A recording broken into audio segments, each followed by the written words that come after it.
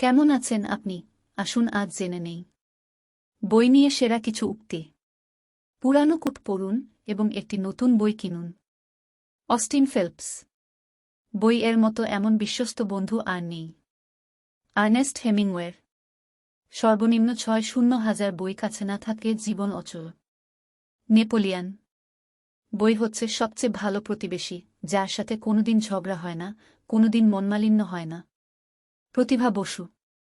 একটি ভালো বই এর শেষ বলে কিছু নেই। আর ডি কামিং।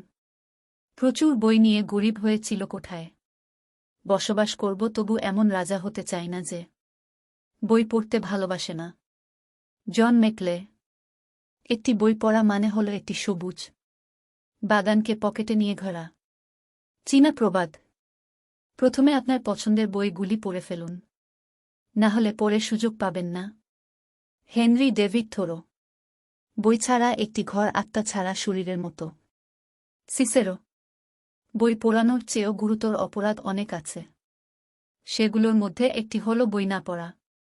জোসেফ ব্রডস্কি। ভিডিও দেখার জন্য অনেক ধন্যবাদ। প্লিজ ভিডিওতে লাইক দিন, চ্যানেল সাবস্ক্রাইব করুন।